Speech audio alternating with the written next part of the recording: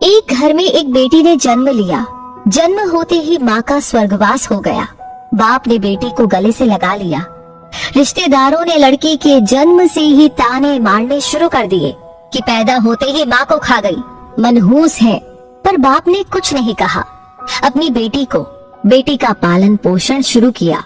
खेत में काम करता और बेटी को भी खेत ले जाता, काम भी करता और भागकर बेटी को भी संभालता। रिश्तेदारों ने बहुत समझाया कि दूसरा विवाह कर लो, पर बाप ने किसी की नहीं सुनी और पूरा ध्यान बेटी की ओर रखा।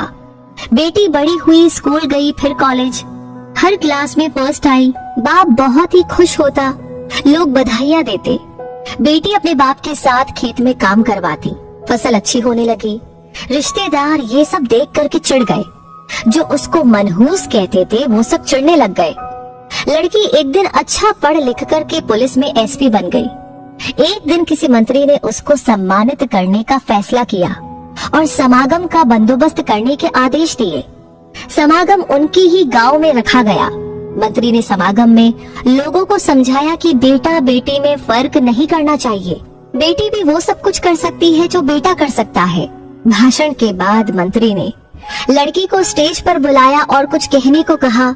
लड़की ने माइक पकड़ा और कहा, मैं आज जो भी हूँ अपने बाबुल यानी अपने पिता की वजह से हूँ, जो लोगों के ताने सहकर भी मुझे यहाँ तक ले आए। मेरे पालन पोषण के लिए दिन रात एक कर दिया। मैंने माँ नहीं देखी और ना ही कभी पिता से कहा कि माँ कैसी थी, क्योंकि अगर मैं पूछती तो बाप को लगता कि शायद मेरे पालन पोषण में कोई कमी रह गई। मेरे लिए पिता से बढ़कर कुछ भी नहीं। बाप सामने लोगों में बैठकर आंसू बहा रहा था। बेटी की भी बोलते बोलते आंखें भर आई।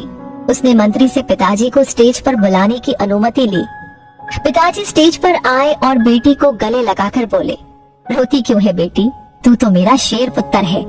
तू ही कमजोर पड़ गया तो मेरा क्या होगा। मैंने तुझको सारी उम्र हंसते देखना है। बाप बेटी का प्यार देखकर सबकी आंखें नम हो गई।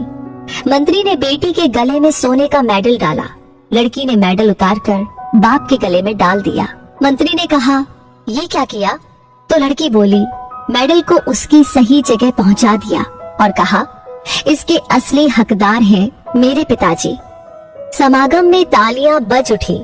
ये उन लोगों के लिए सबक है जो बेटियों को चार दीवारी में रखना पसंद करते हैं।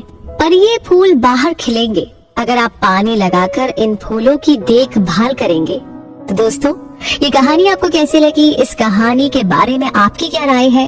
कमेंट सेक्शन में लिख करके हमें जरूर बताइए। लाइक आपने कर दिया है तो इस कहानी को ज्यादा से ज्यादा लोगों के साथ शेयर करें। और आपके जो लाइक्स होते हैं, कमेंट्स होते हैं, जो आप शेयर करते हैं, ये सभी हमारे लिए होता है असली मोटिवेशन ऐसी कहानियों पर काम करके आप तक पहुंचाने के लिए। तो हमेशा ऐसी कहानी आपको मिलती रहे, उसके लिए हमारे पेज को फॉलो करना ना भूले। मैं अभी के लिए आपसे कहूंगी धन्यवाद। मिलेंगे बहुत जल्दी ही।